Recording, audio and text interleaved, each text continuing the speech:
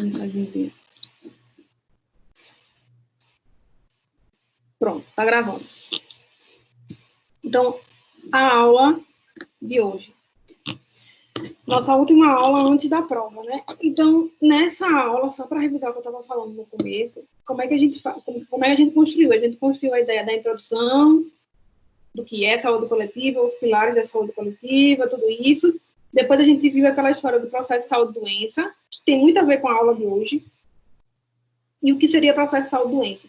Seria a gente entender o que é que a gente entende como saúde e como doença. Porque da forma que eu entendo que é saúde e que é doença, eu vou me preparar ou vou prover ações e serviços de saúde de uma forma diferente. Se eu acho que saúde é um castigo de Deus, quem vai me curar é a Igreja Católica. Mas se eu acho que saúde é só ausência de doença, eu vou muito estimular que as pessoas só procurem os hospitais. Então, elas só procurem quando já estiverem com sinais e sintomas, quando estiverem doentes e tal. Mas se eu entendo como saúde uma determinação social, eu vou trabalhar todas as etapas. Então, eu trabalho promoção, eu trabalho proteção, eu trabalho diagnóstico precoce. Então, é muito importante saber o que é processo de saúde-doença, porque na forma do processo de saúde-doença, eu oferto minhas ações e serviços de saúde. Depois a gente viu História Natural da Doença, que eu gravei para vocês no YouTube. O que seria História Natural da Doença? É aquela aula que a gente tem que entender o processo e o curso natural de uma doença, porque cada doença tem um curso diferente. Porque se eu conheço o curso dessa doença, eu posso atuar com meus níveis de prevenção. Quanto mais cedo, melhor. Essa aula é a mais cabulosa, porque ela é a que ela tem mais detalhes. E aí eu mostrei para vocês que a gente tem várias etapas, período de pré-patogênese, período de patogênese, níveis de prevenção, prevenção primária, secundária, terciária. Passei o vídeo de febre amarela, passei para vocês assistirem, né? O vídeo de febre amarela para fazer o exercício, que é um exemplo muito interessante de como fazer a prevenção primária, da vigilância atuando nisso. E a aula de hoje seria de modelos de atenção. Porque no segundo bloco da disciplina, a gente vê mais a parte de SUS, e eu mudei de ideia, eu vou colocar algumas coisas de epidemiologia. E aí, essa aula de modelos de atenção é justamente que tipo de modelo a gente vai se estruturar como política de saúde para ofertar ações e serviços de saúde. Tem os modelos que a gente chama de modelos hegemônicos e tem os modelos que a gente chama de modelos alternativos. Normalmente, eu faço ao contrário. Por quê? Nessa aula, eu passo mais um documentário que eu acho muito arretado. Todo mundo que assiste também... Ele é um documentário que ele tem 2 horas, mas todo mundo assiste sem reclamar as 2 horas. E qual é esse documentário? Só que hoje eu vou fazer o inverso. Primeiro eu vou falar os slides, que são bem curtos, e para vocês vai ficar o exercício de assistir o documentário e fazer o exercício. Qual é a ideia do documentário? Ele chama CICO. Não sei se alguém já ouviu falar. SOS Saúde.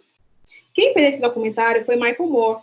Michael Moore é um jornalista americano bem famoso, que faz um documentário meio que chocante. Ele fez um que foi Tiros em Columbine, acho que vocês não lembram dessa história, mas foi um massacre que teve numa escola americana. 2 alunos entraram lá e mataram um monte de gente. Ele fez outro que foi Fahrenheit, que é um documentário sobre o 11 de setembro, lá das Torres Gêmeas, Nova York e tal. E ele, nesse documentário, ele traz a ideia de uma ideia de conspiração, de que o ataque foi pensado pelo próprio governo americano, na época era George W. Bush, né? E ele fez CIPO, que chama SOS Saúde. E eu acho muito arretado esse documentário. Ele pode ser trabalhado em diversos temas. Mas, o que é que esse CIPO mostra? Michael vai ver como é estruturado as ações e serviços de saúde, o modelo de atenção americano, nos Estados Unidos, que não achem que é Grey's Anatomy, que não é. Michael, depois ele vai visitar o Canadá, Inglaterra, França e Cuba. Cuba é muito famosa quando se fala em saúde da família, que é um exemplo que a gente tenta seguir aqui no Brasil, quando a gente fala da atenção primária. Promoção, proteção, as unidades básicas de saúde, o agente comunitário de saúde, a equipe de saúde da família, né, que é o médico, o enfermeiro, o técnico, o ACS, o ACE, ela tem dentista. Então, Cuba era muito, muito exemplo positivo de atenção primária, mesmo sendo um país muito pobre. A Inglaterra ela é referência mundial e do mais antigo modelo de sistema universal, que está bem famosinho agora também nessa época de pandemia, porque é o NHS, é o NHS, National Health System, que é o modelo do sistema universal dele lá na Inglaterra. E o Brasil o modelo deles foi logo depois da Segunda Guerra. Que é interessante que a Inglaterra estava debochada da Segunda Guerra Mundial, mas aí o governo percebeu que o mínimo que a população precisava era de saúde. Já não tinha nada. A população precisava do mínimo de saúde. Quem começou a prover essa saúde foi o governo, que é esses modelos universais de saúde que todo mundo tem acesso. E o Brasil se tornou, como exemplo, o modelo inglês. A França também tem um modelo parecido, o Canadá também. E aí, como eu falei para vocês, eu faria o contrário. A gente assistiria junto o documentário. Eu ia assistir pela 12ª vez, que para mim não tem problema, que eu sempre consigo ver uma percepção diferente. E depois eu passaria o slide só para a gente tentar fechar a ideia. Então, a gente vai fazer o inverso. Eu vou passar o slide e vocês vão fazer o exercício, certo? Aí, o que seriam esses modelos de atenção? Como eu falei para vocês lá no começo. Então, o modelo de atenção seria como a gente organiza as ações dos serviços de saúde, que vai depender muito de como o sistema, como o país ou como a estrutura entende o que é saúde e que é doença, como eu já falei aqui. O modelo americano, ele é muito hospitalocêntrico. E ele é um modelo, pode anotar essa palavra aí, ele é um modelo de seguro social, que é um modelo que o Brasil foi estruturado durante muito tempo, até antes do SUS, até quando o SUS chegou em 88. Nesse modelo de seguro social, é o que a gente entende aqui como plano de saúde privado. Só tem acesso quem consegue pagar a mensalidade todo mês. Mesmo assim, lá, esse modelo de seguro ainda não é bom. Por quê? Os planos de saúde lá só querem lucrar em cima dos pacientes. Então, mesmo você tendo muitas vezes um plano de saúde, o plano ele não cobre as ações e serviços que você precisa. Normalmente, eles tentam dizer que existe uma doença pré-existente que a pessoa não colocou lá. Quem aqui teve plano de saúde privado deve saber que a gente preenche um negocinho lá. Tem hipertensão, tem diabetes, já fiz cirurgia, não sei o que, não sei o que, não sei o que. Então, nos Estados Unidos, vocês vão ver no documentário, tem um cara que é específico para procurar essas doenças pré-existentes que a pessoa, teoricamente, mentiu na hora que preencheu o formulário. Então, mesmo que você pague um plano caro, mesmo que você pague pela cobertura, nem sempre você tem aquela cobertura completa. Não muito diferente daqui no Brasil, que existem diversas modalidades de planos de saúde privados, e até aqueles planos com coparticipação, né, que a gente paga uma parcela no mês, e dependendo do procedimento, a gente também paga mais um pedaço, quando a gente tem uma consulta, quando a gente faz um exame, enfim. Então, vocês veem que os Estados Unidos está longe de ser Grey's Anatomy. Você tem até acesso, você pode acessar, mas você tem que pagar, a conta chega. E aí, isso é um modelo de seguro social. Já o nosso modelo, que é um modelo de seguridade, é seguridade social, como o modelo inglês, por exemplo, o modelo de Cuba. No modelo de seguridade social, todo mundo tem acesso, ou deveria ter acesso de acordo com a sua necessidade. Eu não gosto de falar que todo mundo tem acesso. Todo mundo tem acesso, mas assim, a gente sabe que na prática, nem todo mundo consegue ter acesso na sua velocidade, né? As pessoas passam meses esperando uma consulta, um exame, enfim. E tem gente agora que, infelizmente, pode ser que perca a vida porque não tem UTI suficiente dentro de um leito, porque o sistema único de saúde nunca foi prioridade, nunca teve o dinheiro que deveria ter para poder investir e construir as unidades, as estruturas, a infraestrutura. E aí, nesse modelo de seguridade, a ideia é totalmente diferente de seguro. Todo mundo tem acesso. Como? Pagando impostos e contribuições. Eu pago meus impostos, vocês pagam os impostos de vocês, e o dinheiro desses impostos, uma parcela dele, vai para a saúde. E a saúde no Brasil é estruturada de uma forma de quê? Tem um sistema único de saúde. E a Seguridade Social também traz essa ideia de que hoje estou bem cansada, aí termina ficando mais dispersa. Traz essa ideia de que é um direito de cidadania. Garantia individual, que é uma coisa que também tem na nossa Constituição. acredito que é o artigo 5º, as garantias individuais. Então, saúde não é mais um favor. Saúde não é mercadoria. Saúde é direito de cidadania. Eu sou cidadã. E como cidadã, eu tenho direito à saúde. Para eu existir, para a gente conseguir estar todo dia de pé, a gente precisa de saúde. E quem tem que prover essas ações e serviços de saúde é o Estado. E quando eu falo Estado, eu não falo governo estadual. Eu falo Estado-governo, na forma de política de saúde, na forma de política pública. Essa é a ideia da Seguridade Social, que é bem diferente de seguro social. Então, normalmente, quando a gente fala de seguro social, a gente está falando do modelo biomédico, tecnicista, hospitalocêntrico. E quando a gente fala de modelo sanitarista, alternativo, saúde da família, mais o alternativo, saúde da família, a gente está falando do modelo de seguridade social. Então, são dois termos já que vocês precisam saber. Seguro social e seguridade social. Voltando ao slide, modelo de atenção, como eu falei, é como a gente organiza as ações e serviços de saúde. No caso, tá como aqui, organização das ações de atenção à saúde, envolvendo aspectos tecnológicos e assistenciais, para enfrentar e resolver os problemas de saúde de uma coletividade. Não só a assistência em si, de ter o médico, o enfermeiro e tal, mas como também aspectos tecnológicos, tecnologia de ponta, tecnologia leve, tecnologia dura. Tudo isso tem que estar envolvido num conjunto, certo? E outra coisa também, não é porque o SUS é o modelo certo, ou o modelo americano é o modelo errado. Apesar que eu acho que o modelo americano é um modelo totalmente errado. Ou o modelo cubano é mais certo e o modelo canadense é errado. Não existe modelo certo ou errado. Vai depender muito de como a sociedade está estruturada com suas características econômicas, sociais, culturais, epidemiológicas. A Inglaterra, a França,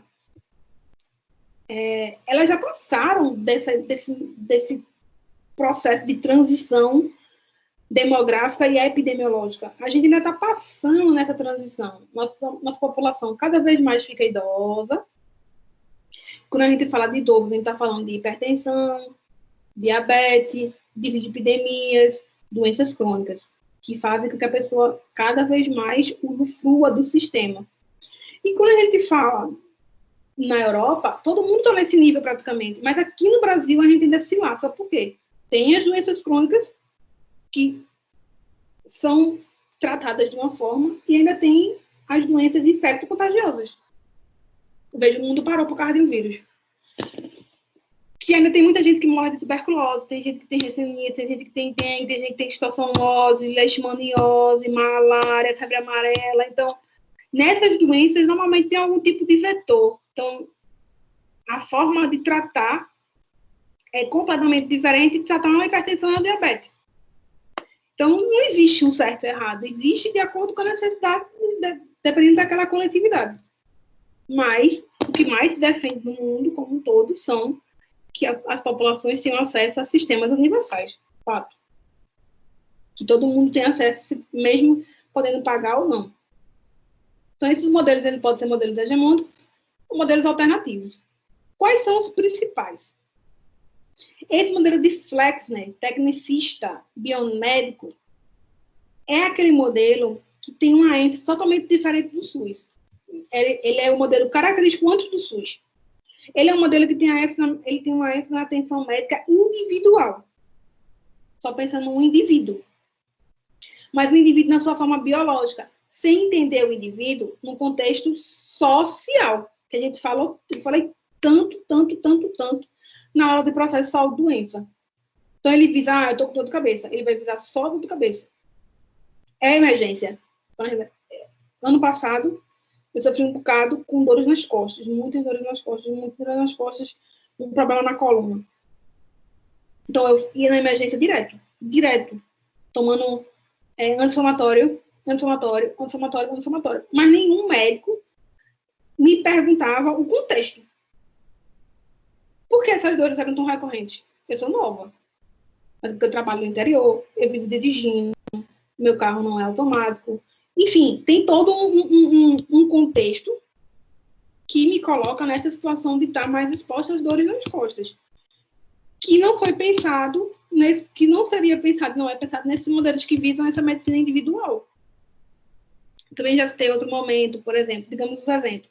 A dona Maria vai todo dia na unidade básica de saúde, toda semana ela chega na unidade básica.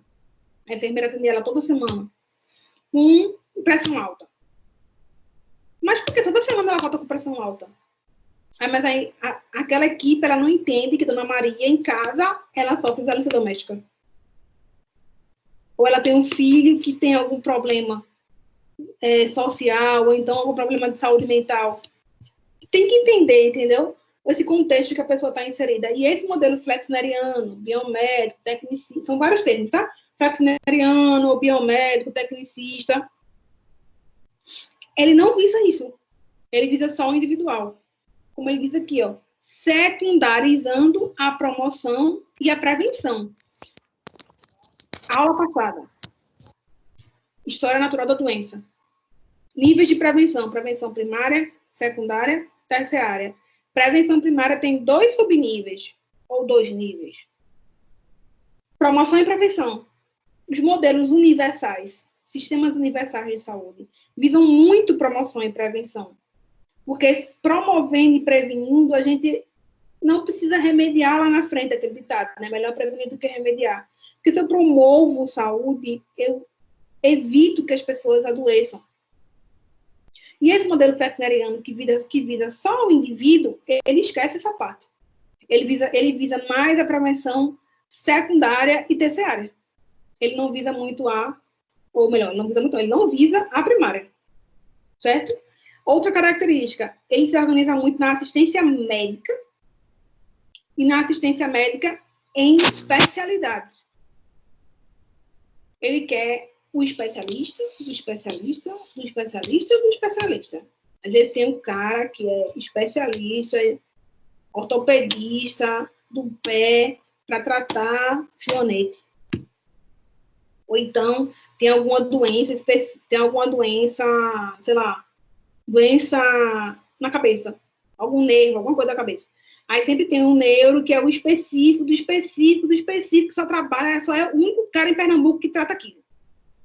Então, esse modelo visa muito essa assistência médica, visando sempre mais, valorizando mais o profissional médico, e sempre querendo o especialista do especialista. Já o modelo alternativo de saúde da família, ele visa o médico de saúde da família, que seria um médico clínico, mas existe uma residência em saúde da família, mas ele é um médico da comunidade. É um médico que ele vai enxergar um indivíduo inserido dentro da sua comunidade e vai enxergar também a comunidade como um todo. É bem diferente desses médicos especialistas, do especialista, do especialista, do especialista. Valorização do ambiente hospitalar em detrimento da assistência ambulatorial. Então, já que ele visa o especialista, já que ele visa a promoção, níveis de prevenção secundário e terciários, ele vai valorizar, obviamente, o hospital. Então, a gente vai ter aquele perfil de pessoas que, tô com dor, vai ficando com dor, vai aguentando, até que não aguenta mais, tem que ir para o hospital. Aí vai para o hospital, termina ficando internado, aí interna, aí termina tendo que fazer uma tomografia, uma ressonância, uma cirurgia, aí fica internado. Tudo isso gera dinheiro para aquele hospital. Então, é um modelo que visa muito o lucro do sistema, certo? E o último tópico, a educação médica, separando as disciplinas do ciclo básico e profissional, sendo as disciplinas do profissional realizadas dentro dos hospitais. Então, por muito tempo, você não via médico estagiando em saúde da família, tendo que estagiar na saúde da família. Não tinha isso, de ter que ir para o postinho, fazer estágio e tal, não tinha. Hoje, o perfil de disciplinas do médico, ele tem que trabalhar um ciclo integrado. Então, eu vejo anatomia, bioquímica, fisiologia de um sistema como um todo. Aí vejo tudo de uma vez. Aí depois eu vejo de outro sistema muscular, sistema cardíaco, sistema esquelético, então, isso faz com que o conhecimento fique mais integrado, diferentemente da gente, quando eu fiz faculdade eram 4 anos. No ano eu vi bioquímica, a base. 3 anos depois, eu fui ver bioquímica clínica, já não lembrava mais nada. Não existe uma integração. E, infelizmente, na minha formação, eu sou biomédica, então eu me formei no modelo biomédico, modelo que eu estou falando para vocês, modelo biomédico, flexneriano e tal. Então, na minha formação, realmente, eu só estagiei em hospital. Eu nem sabia o que era SUS. Nem sabia o que era saúde pública, nem sabia o que era sistema único, nem seguridade social, não sabia nada disso. Eu nem tive disciplina na faculdade sobre isso. Porque eu justamente fui formada nesse modelo flexneriano, pelo meu curso de graduação. Então, é um modelo que visa o individual, que visa a assistência médica especialista, que visa o ambiente hospitalar e que faz a formação dentro do hospital e disciplinas do ciclo básico. Outro modelo seria o modelo médico hegemônico, que é praticamente a mesma coisa do modelo anterior. Eu gosto de dizer que são os mesmos modelos. Então, vocês vão pensar modelo médico hegemônico, ou, como os termos estão falando aí, modelo tecnicista, flexneriano, hospitalocêntrico ou médico hegemônico. As características são o mesmo. Eles visam o individual, eles visam a medicina curativa, ao invés da medicina que visa a saúde da família, da promoção e da prevenção. Ele é um modelo que visa muito a assistência privatista, privada, que é aquela que a gente, do plano privado, que a gente tem que pagar para poder ter acesso. Ontem no Fantástico, finalmente o Fantástico conseguiu mudar o perfil do boletim, domingo, né? E aí, como a gente estava avançando, ele estava falando muito da ocupação dos leitos. Vários estados do Brasil já com leitos praticamente ocupados, tem corpo dormindo junto com pessoas internadas, enfim, está começando a ficar um caos. E aí, passou uma família que o senhorzinho estava internado e a cada 3 dias era 50 mil reais, a menina não sabia nem como é que ele ia pagar. Então, esse modelo hegemônico, ele tem justamente isso, que a gente procura o privado, que a gente chega a procurar apenas quando a gente tiver na capacidade de ter que estar no hospital, de ter que estar internado, porque ele visa lucro. Meu Deus, como é que essa mulher vai pagar? O cara está internado faz 1 semana, cada 3 dias 50 mil, vai passar o resto da vida pagando, né? Morre e não paga. O modelo americano é bem desse jeito. Visa muitos aspectos individuais e biológicos, como eu falei, tem uma dor na cabeça, mas eu estou pensando só na dor. Eu não estou entendendo a pessoa no contexto do que está gerando aquela dor. Também passou ontem no Fantástico o negócio do sono. Muita gente sofre de insônia, e como é importante entender todo o contexto, ao invés só de ficar tomando remédio para dormir, sem entender, trabalhar o contexto de que a gente está inserido. Visa o hospital, visa os especialistas, visa tecnologias duras. O que são tecnologias duras? São tecnologias caras. Ressonância, tomografia, densitometria, cirurgias de alta complexidade, transplante. São aquelas tecnologias que a gente só usa quando a gente já está lá no último nível de atenção à saúde, que é o nível mais caro, que é o nível do hospital e tal. E trabalha muito a demanda espontânea. Vê, quem tem plano privado, eu estou com a dor nas costas. Acho que eu preciso de um ortopedista de coluna. Eu ligo para o plano e marco a consulta. Não preciso nem de caminhamento. Um plano que visa a universalidade, a promoção, a prevenção e tal, um sistema universal como o SUS, a ideia é ter... Eu estou com dor. Eu procuro o quê? O médico da família. A ideia é eu procurar atenção básica. Infelizmente, não existe cobertura de 100% de atenção básica no Brasil. Mas, o que é isso? Muita gente ainda não tem um postinho de referência. Muitas vezes você mora, o posto fica atrás da sua casa, mas o posto não atende você, porque você não está na área de cobertura do posto. Ainda falta muita gente ter acesso a esse posto. Mas mesmo se você não tem um posto, você pode procurar um centro de saúde ou uma policlínica. Primeiro, você tem que passar pelo básico. Aquele médico identificou que realmente ele não consegue tratar você precisa realmente de um cardiologista, ele vai encaminhar. Aí o cardiologista identificou que você precisa de uma cirurgia, de um especialista, de um cara mais especialista e tal, ele vai encaminhar novamente.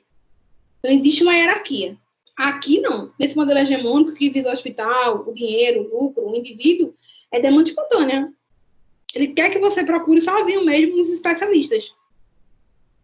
E a gente se formou nesse modelo, a gente se construiu como sociedade nesse perfil de modelo, porque durante muito tempo foi assim no Brasil. Só recentemente com o SUS que tentou se mudar, aí fica praticamente impossível, porque existe o SUS e o privado, e a população continua reproduzindo essa necessidade de demanda espontânea. Quantas vezes você vê, aquele doutor não passou nada para mim, ele não passou nem o exame, ele não presta. Ou então ele não passou nenhum remédio, ele não presta. As pessoas querem fazer exame, as pessoas querem ter remédio. Tem uma drogazinha em cada esquina. Tem esquinas com... É um cruzamento. Em cada esquina do cruzamento tem uma farmácia diferente. Você vai na farmácia, você faz feira praticamente. Daqui a pouco faz feira. Então, assim, a gente quer essa medicalização. É muito difícil, o SUS também está brigando com essa questão cultural que a gente tem, de querer o medicamento, de se automedicar, de querer o médico que encaminhe, o médico que marca exame, o médico que tem que mandar remédio. E aí é complicado trabalhar e se opor a isso, ainda mais com um sistema que só fala mal dele na televisão e que ele está muito sucateado, não tem infraestrutura suficiente, e fica difícil concorrer. Infelizmente. Ele tem esse enfoque vertical, que é de cima para baixo.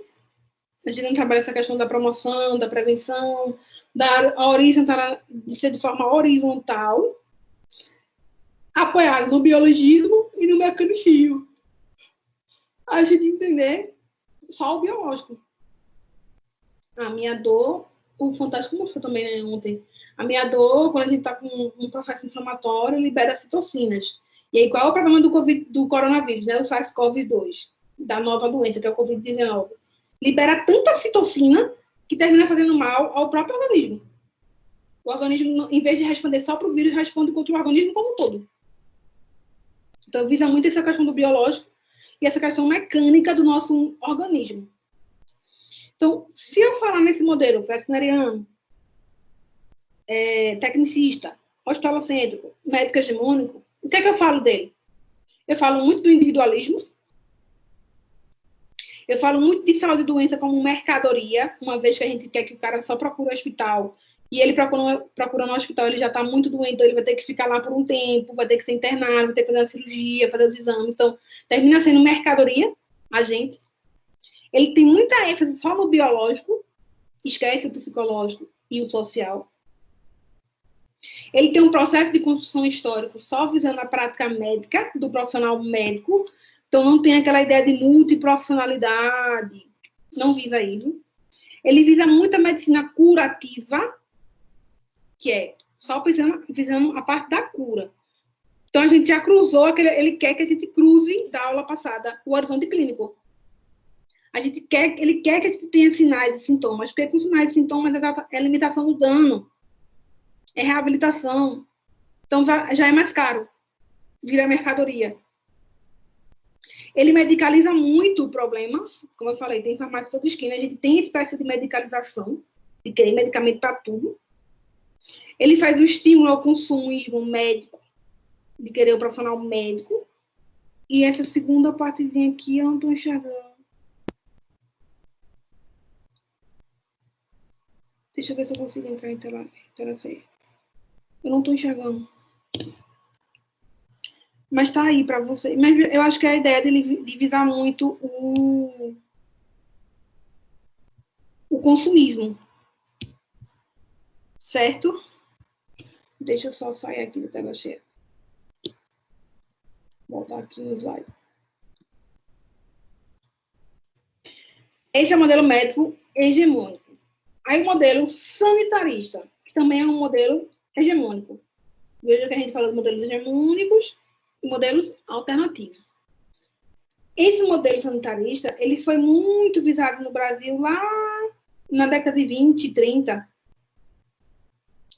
A gente ainda tem um pouquinho dele até hoje, que é um modelo que usava campanhas sanitárias. A gente chamava de sanitarismo campanhista. E o que seriam essas ações de campanhas sanitárias? Qual é a característica? De antes para hoje, o que a gente ainda herda desse modelo? Na época, eram campanhas pontuais. Ah, teve uma epidemia. Vacina todo mundo para conter a epidemia e pronto. É diferentemente de hoje, que a gente tem um calendário de vacinação. A gente vacina para prevenir. A gente não espera a epidemia chegar para vacinar. A gente vacina antes para evitar que as doenças cheguem, que os surtos aconteçam, que as epidemias aconteçam. Então, não é mais uma ação pontual. É uma ação contínua. Calendário de vacinação, tanto para as criancinhas, como para o adulto, como para o idoso.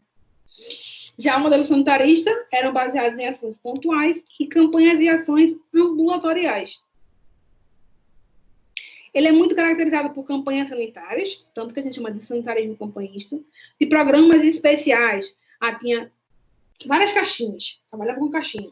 É o programa materno-infantil, o programa de imunização, o programa da citosomose, tinha um programa, a gente fragmentava muito. Fazia um programa para cada coisa. Trabalhava muito a vigilância epidemiológica e a sanitária, que a gente tem até hoje. Eu fiz já 2 lives no Instagram para a faculdade, a outra faculdade que eu dou aula, e eu falo muito da vigilância, porque a vigilância é peça-chave no Sistema Único de Saúde de hoje. Então, as maiores heranças que a gente tem dessa época, veja que era na década de 30 e tal, 20, 30, é a vigilância epidemiológica e sanitária, que é a vigilância em saúde, que ainda tem mais 2. Vigilância em saúde do trabalhador e vigilância ambiental. A epidemiológica é aquela que visa entender o que é que está afetando a nossa população. É aquela que fica monitorando casos, monitorando novas doenças e tal. E a sanitária, ela visa mais a questão dos riscos à saúde. Que tipo de atividades podem trazer risco à saúde? A Anvisa, que está muito se falando na televisão por conta dessa questão da pandemia, que ela que controla os aeroportos, ela que tem que controlar as chegadas, ver se as pessoas estão infectadas ou não. Isso é muita vigilância sanitária, mas a gente ainda tem mais 2, que seria a ambiental e a saúde do trabalhador. Trabalhava muitos programas, então tem programa de pré-natal, programa de puericultura, programa para tuberculose, programa para hanseníase, programa para infecções sexualmente transmissíveis. Ela é muito verticalzinha, muito cada um no seu quadradinho, trabalhando suas características. Como eu falei, ela é muito única e vertical. Assim. Os programas vêm de cima para baixo. Qual é essa dificuldade de trabalhar programas verticais? O que seria isso? Eu quero combater a tuberculose. Eu faço o programa de combate à tuberculose. Eu penso como um ministério aqui em cima. E jogo o programa de cima para baixo. Só que, olha, minha gente, todos os estados brasileiros, o programa em municípios, o programa é esse, coloca em prática. Mas o município do Nordeste é o mesmo município do Sul, que não é do Norte, que não é do Sudeste. O programa vertical tem muito, esse programa que vem de cima para baixo, foi pensado lá em cima e jogou para baixo para os municípios, mas não leva em consideração as características regionais, sociais, econômicas. Então, é uma dificuldade. Mas nesse modelo sanitarismo campanhista, tem muito isso de programa verticalizado. Visa muito a transmissão, porque eu quero interromper a história natural da doença. Então, eu vou muito na transmissão, nos vetores, nos fatores de risco das doenças. E tem enfrentado dificuldades para a promoção e proteção da saúde, bem como na prestação de uma atenção com qualidade, efetividade e equidade. Porque ele é muito pontual e ele é muito verticalizado, muito cada um na sua caixinha. Eu conseguiria combater tuberculose, hanseníase, tudo isso, se eu tivesse promoção e prevenção, como um todo. Se eu fizesse práticas de promoção e prevenção como um todo. E não visando cada programa, cada doença com um comportamento, uma caixinha diferente. Esse modelo seria o modelo sanitarista, ou o modelo que a gente pode chamar sanitarista campanhista. Certo? Continuando. A gente teria um modelo de saúde, como a gente falou lá no primeiro slide, hegemônicos, alternativos. Hegemônicos, modelo flexneriano, que pode também ser chamado de tecnicista, que pode também ser chamado de biomédico, que pode também ser chamado de modelo médico hegemônico. E o modelo sanitarista são modelos hegemônicos. Alternativos são modelos mais recentes, que surgiram na década de 70, 80, junto com a reforma sanitária, junto com novas ideias de promoção, de atenção primária, promoção da saúde, tá? Então, ele, como eu vou falar do SUS mais na frente, eu não vou falar essa parte do SUS agora, mas vocês podem usar ele depois. Ele é direcionado para atenção ao indivíduo, mas o indivíduo na sua singularidade, e não o indivíduo só na sua questão biológica. O indivíduo ele é um ser singular, com seu contexto psicológico, social e também biológico. Então, ele é diferente do outro modelo. Visando também a família que esse indivíduo está inserido e a comunidade que esse indivíduo está inserido. Levando em consideração os aspectos socioeconômicos, socioculturais e sociopolíticos. Lembra lá que na aula da semana passada, no período de pré-patogênese, os fatores eles se interrelacionam e existem os fatores sociais, ambientais e genéticos. Esses fatores sociais eram fatores socioeconômicos, sociopolíticos, socioculturais e psicossociais. Então, veja que está mais relacionado com as coisas que a gente vem pautando mais recentemente, nos modelos mais recentes. E aí, ele é centrado nas ações programáticas de saúde. A gente trabalha com programação, que está muito longe de ser na prática, tanto que veja como a gente está sofrendo agora com essa pandemia, todo mundo tendo que se programar, se planejar do nada. Não tem planejamento no SUS, não tem. Falta muito isso. A gente apaga muito incêndio. Trabalha a estratégia de saúde da família. Aí essa estratégia, ela trabalha acolhimento, como é importante, né, ter acolhimento de saúde, um acolhimento com qualidade, um acolhimento humanizado nas unidades de saúde. Ela trabalha a vigilância em saúde como um todo, não só a epidemiológica, a sanitária, mas a epidemiológica, a sanitária, a ambiental e a de saúde do trabalhador. Tem alguns modelos que trabalham as cidades saudáveis, que traz a ideia de que se a cidade, como infraestrutura, é saudável, a população é saudável também, que é meio que óbvio, né? Se eu tenho uma cidade planejada, uma cidade que é autossustentável, trabalha a sustentabilidade, a população automaticamente vai ser assim também. E trabalha promoção e prevenção, que seria que nível de atenção primária? Que nível de prevenção? Prevenção primária. Promoção, eu faço ações que não visam uma doença específica. Eu promovo ações que, se eu fizer alimentação saudável, se eu fizer atividade física, eu estou evitando várias doenças, não é uma só. E a prevenção seria mais a proteção específica. O principal exemplo seria a vacina, né? A imunização. Existe vacina para tipos de doenças específicos. Os DPI também seria proteção específica.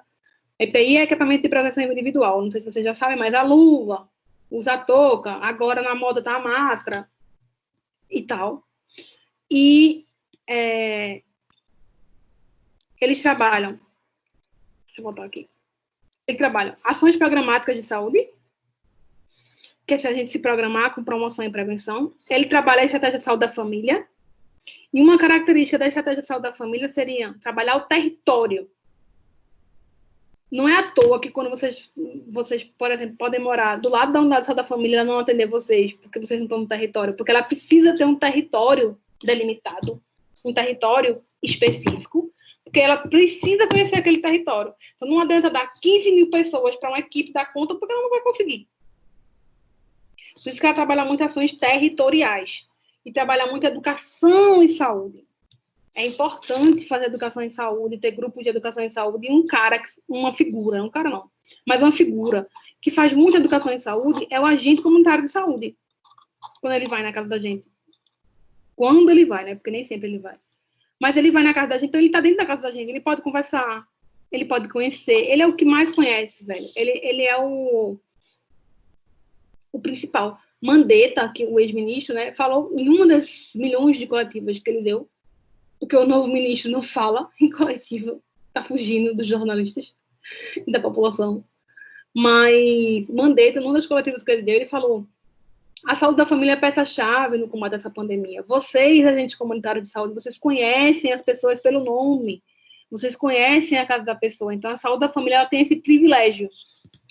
Pena que muita gente ainda não tem acesso, porque não tem cobertura de 100%, e tá longe de, na prática, ser tão perfeitinha assim. Mas se trabalhasse bem, seria massa. Cuba trabalha muito isso. Promoção, proteção, saúde da família. É muito interessante, minha gente, porque você vê que é um país pobre, mas que tem uma estrutura massa.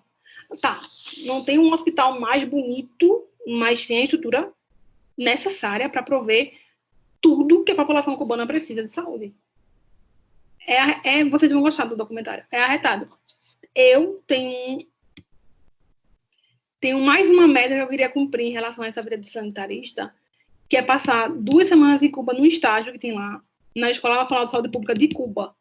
A gente passou 15 dias conhecendo os serviços de saúde cubano e como Cuba se estrutura como saúde, política de saúde. Eu ainda vou fazer isso. Vai chegar um momento de eu conseguir fazer isso. De conseguir tirar férias e conseguir ir, passar 15 dias lá, porque é interessante. E realmente funciona, sim. Todos os exemplos que a gente traz funcionam e muito. Trabalha acolhimento. Acolhimento é você conseguir fazer aquele vínculo entre o profissional e a sua clientela, que pode ser a população, pode ser a comunidade, que pode ser só o indivíduo em si, e é muito difícil fazer acolhimento de qualidade. Porque o cara chega na unidade se queixando lá de qualquer coisa. Aí o cara trata a pessoa super mal e não volta nunca mais. Não vai querer. E muitas vezes o trabalhador, ele não consegue separar. Ou então ele trabalha em situação precária também. É muito fácil a gente ficar criticando. Aquele cara vive mal-humorado, aquela enfermeira é muito chata.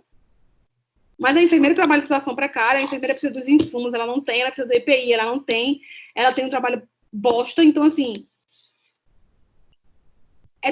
vejam a complexidade do sistema como um todo, né? Que é o miudinho do dia a dia, que dá trabalho. Então, antes de criticar, a gente deveria tentar se colocar no lugar do outro. Trabalhar a vigilância como um todo. Aí veja que ele coloca aqui: vigilância epidemiológica, sanitária, ainda coloca nutricional, divide, saúde do trabalhador e ambiental. Trabalhar a ideia de cidades saudáveis, que é aquela ideia que se a minha cidade ela é saudável, minha população vai ser saudável. Então, para uma fundação da cidadania e envolvimento criativo de organizações comunitárias no planejamento e execução de ações intersetoriais dirigidas à melhoria das condições de vida e saúde. Normalmente, eu faço um seminário que eu peço para as equipes, cada uma trabalhar um modelo diferente. Modelo de cidades saudáveis. Normalmente, os meninos sempre trazem um modelinho de alguma cidade que é pensada de forma saudável. É bem interessante. Promoção da saúde, que eu já falei, a gente falou também muito na aula passada, são melhoria das condições e estilos de vida de grupos populacionais específicos, apoiando-se amplamente em atividades de educação e comunicação em saúde e na formulação de políticas públicas saudáveis. O maior segredo da promoção da saúde é trabalhar ações e serviços de saúde que não visam a doença em si, mas se eu promovo saúde, eu estou evitando diversos tipos de adoecimentos, diversos tipos de doenças. Exemplos clássicos: alimentação saudável, prática de atividades físicas, combate ao tabagismo. A academia da saúde é um instrumento massa de promoção, porque está lá, você pode ir lá malhar sem precisar de um educador físico, nem nada. E se você malha, você está evitando hipertensão, está evitando diabetes, está evitando obesidade, está evitando um monte de coisa. E esse é o último slide. Lembre que o primeiro slide a gente falou modelos hegemônicos e modelos alternativos. São diferentes. Modelos hegemônicos trabalha demanda espontânea, trabalha a assistência fragmentada, trabalha sem planejamento e trabalha com poucas ações de prevenção e promoção. Já esses modelos alternativos, ele trabalha uma assistência integral: promoção, proteção, recuperação, reabilitação. Ele trabalha da vacina até o transplante. É a vacina, é a saúde da família, é o grupo de pedia, é o SAMU, é o CAPS. É a policlínica, o centro de saúde, o laboratório de exame de sangue, o remédio, a farmácia, o hospital, é tudo. É pensado em tudo. E também a ideia é que seja humanizado, né? Com acolhimento, com qualidade. Trabalha a responsabilização e vínculo entre trabalhadores e usuários. O maior exemplo de quem tem capacidade de fazer vínculo de forma contínua e demorada, que a gente chama de longitudinalidade, é a saúde da família, é o postinho. E ele trabalha a articulação das ações de demanda espontânea e demanda programada. A saúde da família, você pode chegar lá com 2 e ser atendido. Ou pode chegar lá procurar um médico e querer falar com o médico, você pode ser atendido. Mas essa saúde da família também tem que trabalhar uma demanda programada, uma vez que ela está dentro de um território, que ela tem uma população que ela tem que dar conta e que ela tem que conhecer essa população, ela pode programar ações específicas para aquela população. Diferentemente desse modelo privatista do hospital cêntrico, que só visa demanda espontânea. Eu não quero conhecer, pouco me importa do que aquela população está sofrendo, do que ela adoece. Eu quero que ela chegue para mim. E quanto mais demorar para ela chegar para mim, mais eu vou conseguir lucrar em cima dela. Diferente de trabalhar de forma programada, mas ao mesmo tempo também prover demanda espontânea. Tá? Eu vejo aqui, esses lados são bem mais curtos, que é só para a gente tentar amarrar as ideias. Aí agora, o que é que eu vou botar para vocês? Eu vou botar para vocês. Eu queria acessar o chat aqui. Tá. Eu vou botar para vocês um link do vídeo. É do YouTube, como sempre, chama Cico, ou SOS Saúde. O que eu coloquei aqui é o dublado. Eu, particularmente, gosto de assistir tudo legendado. Se vocês quiserem legendado, também tem lá no YouTube legendado, quem preferir. Vocês vão assistir o documentário e vocês vão me responder o terceiro exercício, que eu já coloquei aí na conversa logo antes de começar, certo? Para a semana que vem, que é a nossa prova. Estudem o que é a saúde coletiva, estudem qual é o tripé da saúde coletiva, lembre de saúde-doença, lembre das teorias, a teoria mágico-religiosa, a teoria miasmática, a teoria unicausal, a teoria multicausal, certo? A teoria da determinação social. Conhecer cada uma delas, as características, lembra que tem Hipócrates, a Idade Média, a gente falou muito sobre todas essas etapas. A determinação social é muito característica de determinantes sociais. Quais são esses determinantes sociais? Lembra do modelo daquele arco-íris, que eu gosto de falar que ele é um arco-íris, que é aquele modelo que tem a bolinha no meio e as camadas. Cada uma dessas camadas o que é. História natural da doença. Saber o que é o período de pré-patogênese ou de patogênese. Cada fasezinha de cada período. Níveis de prevenção. Cada um do nível e cada fasezinha. E exemplos do que é promoção, do que é proteção, do que é terciária e secundária. Sabendo isso, o modelo de atenção, saber qual é o modelo hegemônico, qual a característica, o modelo alternativo, qual a característica. Sabendo isso, com certeza ninguém vai se dar mal na prova. Certo? Mas pode ter certeza que vocês... Sim. Tem como a senhora mandar por e-mail o link do vídeo e a atividade? Tem sim, eu mando agora. Assim que eu terminar aqui, eu mando também. Certo. E olha, qualquer dúvida, vocês falem comigo. Alguém pode falar. Como vai ser mais ou menos a situação da prova? A senhora daí está falando os assuntos, mas a senhora vai realizar como? A senhora vai fazer uma aula normal assim e colocar... Vê, eu nunca usei esse negócio aqui, não. Mas eu já cadastrei. Eu não sei se vocês... Eu sempre costumo cadastrar a aula, né? Tipo, deixar agendada. Então, eu já agendei. Eu já cadastrei as questões. Eu já agendei. Já botei aqui. Eu acredito que para vocês vai aparecer na hora que está marcada, 7h30, segunda-feira que vem. É só a gente abrir e responder. Isso. Vai ser aberta ou fechada? Tudo marca X. Ok. Tudo marca X. Não quis botar aberta não, porque dá muito trabalho para vocês, dá muito trabalho para mim corrigir também. Então, é a mesma prova que ia ser presencial. Certo. Nem todo mundo tem acesso aqui ao Teams. Eu mesma não tenho acesso. Eu preciso que alguém me puxe para aula ao vivo E eu só tenho acesso a isso mesmo. Aí eu vou Eu ver não se eu faço o seguinte, consigo eu usar faço um formulário do Google com as mesmas questões. Aí eu mando por Certo. e-mail. Tá bom. Que aí você que não consegue acessar por aqui, você faz por e-mail. Professora, também tem meninas que não têm acesso nenhum ao Teams. Eu já até mandei as matrículas e os nomes para a coordenação, mas até hoje não houve respostas e as meninas estão usando a matrícula de outra aluna, sabe? Uhum. Só tá conseguindo assistir a aula desse jeito. Para essas meninas vão ser por e-mail que eu vou fazer a prova?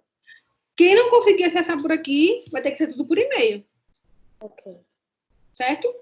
Eu vou até me ligar de fazer isso, de já cadastrar também o Forms, para deixar pronto para vocês. Mas aí eu acredito que vai ser assim, gente. Eu já cadastrei, já agendei, deixei como agendado. Segunda, 7h30, de 7h30 a 10. Aí eu acredito que aparece para vocês a tarefa. Certo? Mas aí eu vou botar Tá aqui com certo. vocês também. Caso não dê certo, todo mundo faz no form, faz pelo e-mail. Aí não tem problema não. Mas eu acredito que vai dar certo. Vocês vão ver com os outros professores aí. Vocês vão me falando. Na segunda-feira vocês me falam como foi a experiência. Ok? Ok. Boa semana para vocês. Bons estudos. Qualquer dúvida, vocês podem falar comigo no Instagram, no celular ou no e-mail. Que assim que eu ver, eu respondo, certo? Certo. Boa noite. Obrigada. Professora, esse exercício, ele é individual ou ele também grupo. é Em grupo como foi os outros dois. Tá ok. Tá bom, Viu? então. Sempre o Boa mesmo noite. grupo, tá? Senão eu fico doida. Sempre o mesmo grupo. Ok. Tá bom? Tudo bem. Sessões. Mais alguém quer perguntar alguma dúvida? Então, eu vou parar aqui para deixar gravado. E a gente se encontra semana que vem. Certo. Tchau.